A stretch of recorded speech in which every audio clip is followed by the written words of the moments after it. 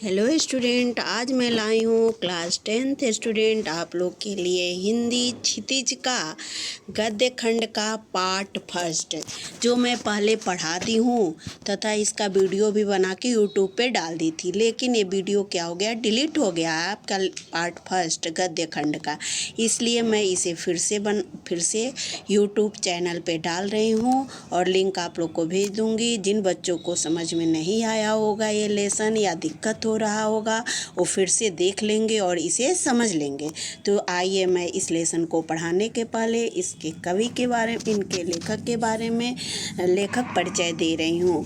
तो नेताजी का चश्मा कौन लिखे हैं? स्वयं प्रकाश। स्वयं प्रकाश का जन्म सन 1947 में इंदौर, जो मध्य प्रदेश में हुआ। मैकेनिकल इंजीनियरिंग की पढ़ाई करके एक औद्योगिक प्रतिष्ठान में नौकरी करने वाले स्वयं प्रकाश का बचपन और नौकरी का बड़ा हिस्सा राजस्थान में बीता। फिलहाल स्वैच्छिक सेवानिवृत्ति के बाद वे भोपाल में रहते हैं और वसुधा पत्रिका के संपादन से जुड़े हैं। 8वें दशक में उभरे स्वयं प्रकाश आज समकालीन कहानी के महत्वपूर्ण हस्ताक्षर हैं। उनके 13 कहानी संग्रह प्रकाशित हो चुके हैं, जिनमें सूरज कब निकलेगा, आएंगे अच्छे दिन भी, आदमी जात का आदमी और संधान उल्लेखनीय हैं। उनके बीच में विनय और ईंधन उपन्यास चर्चित रहे। ये क्या है? ये उपन्यास है। बीच में विनय और ईंधन।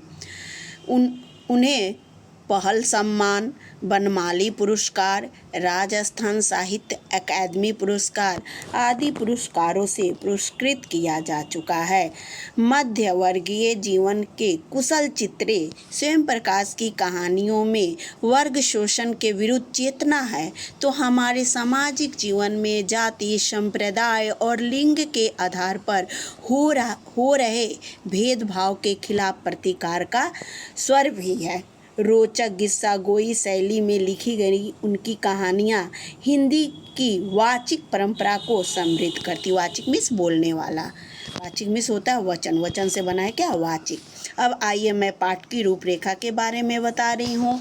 तो देशभक्ति का संदेश देने वाला यह पाठ स्पष्ट करता है कि देशभक्ति केवल किसी विशेष भूभाग से प्रेम करना नहीं, बल्कि देश के प्रत्येक नागरिक, प्रकृति, जीव जंतु, पशु पक्षी, पर्वत, पहाड़, झरने आदि सभी से प्रेम करना एवं उनकी रक्षा करना देशभक्ति है। इसे क्वेश्चन ए पाठ की रूपरेखा से बन के आता है कि देश और देश प्रेम में क्या अंतर है।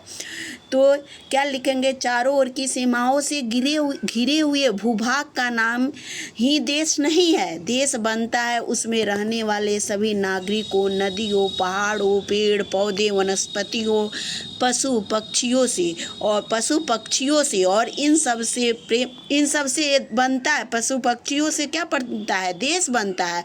और इन सब से प्रेम करना तथा इनकी समृद्धि के लिए निरंतर प्रयास करना या प्रयासरत रहना का प्रयास करने का नाम या प्रयासरत रहने का नाम क्या है? देशभक्ति है। तो यही इसकी रूपरेखा है। तो देखिए, लेखक ने चश्मे बेचने वाले कैप्टन के माध्यम से ऐसे साधारण व्यक्ति का कार्य का वर्णन किया है जो अभावग्रस्त जिंदगी व्यतीत करते हुए भी देशभक्ति की भावना रखता है, परंतु हमारी कौम ऐसी व्यक्तियों को सम्मान देने की बजाय उन पर हंसती है।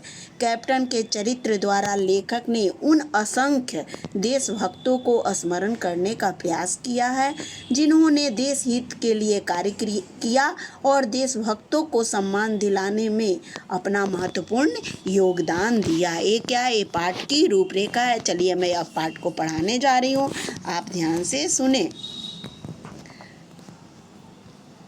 हालदार साहब हर 15वें दिन कंपनी के काम के सिलसिले से उस कस्बे से गुजरना पड़ता था। कस्बा बहुत बड़ा नहीं था जिसे पक्का मकान कहा जा सके, वैसे कुछ ही मकान और जिसे बाजार कहा जा सके वैसा एक ही बाजार था कस्बे में एक लड़कों का स्कूल, एक लड़कियों का स्कूल, एक सीमेंट का छोटा सा कारखाना, 2 ओपन एयर सिनेमा घर और एक ठो नगर पालिका थी। नगर पालिका थी तो कुछ न कुछ करती ही रहती थी। कभी कोई सड़क पक्की करवा दे, कभी कुछ पेशाब घर बनवा दे, कभी कबूतरों की छतरी बनवा दी, तो कभी कभी सम्मेलन करवा दिया।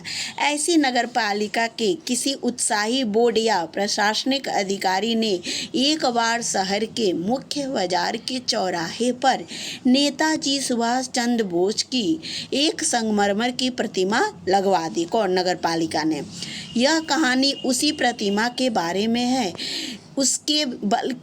उसी प्रतिमा के बारे में है, बल्कि उसके भी एक छोटे से हिस्से के बारे में। किसके बारे में है? अब देखिए, कहानी केवल प्रतिमा के बारे में नहीं है, उसके प्रतिमा के एक छोटे से हिस्से के बारे में है। किस हिस्से के बारे में है?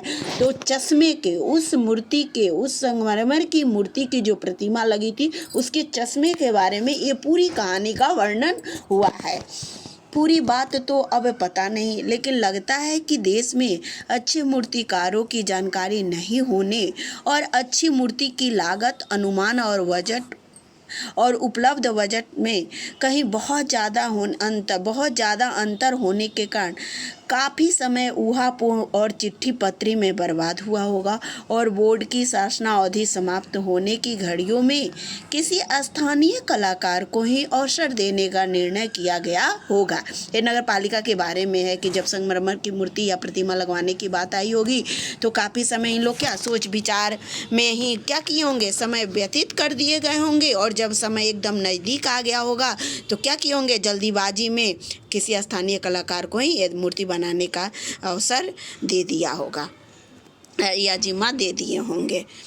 और अंत में कस्बे के इकलौते हाई स्कूल के इकलौते ड्राइंग मास्टर, मान लीजिए मोतीलाल जी को ही यह काम सौंप दिया गया होगा, जो महीने भर में मूर्ति बनाकर पटक देने का विश्वास दिला रहे थे। यानी जब सारे समय बर्बाद हो गए उहापोह में और आय बजट अनुमान आदि में, तो क्या किए हैं, पास में ही स्थानीय कलाकार थे जो मोतीलाल थे, उस कस्बे के ही इकलौते हाई स्कूल के क्या थे, ड्राइंग मास्टर थे, उन्हीं को यह काम सौंप दिया और वह विश्वास दिलाए कि मैं यह मूर्ति बना के महीने भर में दे दूंगा। जैसा कि कहा जा चुका है, मूर्ति संगमरमर की थी।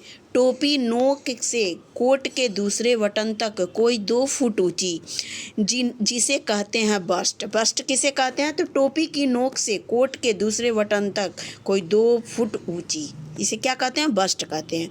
और सुंदर थी। नेताजी सुंदर लग रहे थे, कुछ मासूम और कमसीन। अब देखिए, इसमें आश्चर्य की बातें क्या है? आश्चर्य की बातें, यहाँ एक क्वेश्चन ये भी उभर के आती है कि क्या थी, पूरी प्रतिमा क्या थी, संगमरमर की थी, और उनका जो चश्मा क्या था, वो वास्तविक था, ओरिजिनल था।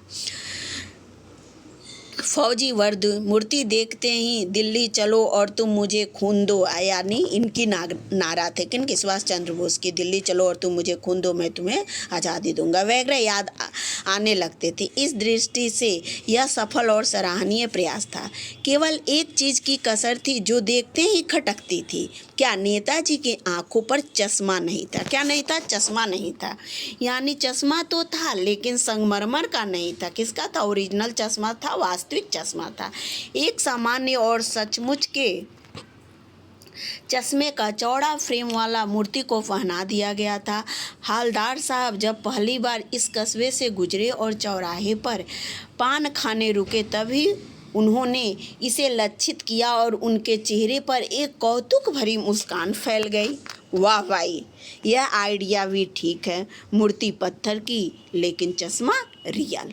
क्वेश्चन यहाँ बन के आ सकता है, ठीक है, कि उन्होंने क्या लक्षित किया या क्या आश्चर्य की बात थी, तो ये सब आप आंसर लिख सकते हैं।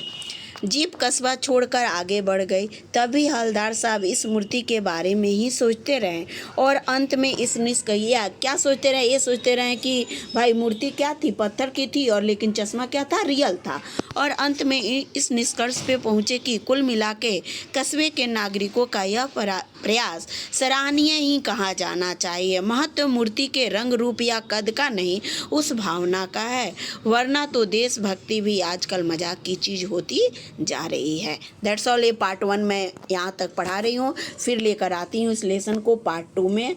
इसके नेक्स्ट आगे के पार्ट को पार्ट 2 में मैं वीडियो बना के भेज दूँगी। That's all. तब तक आप इसे पढ़ें और समझें।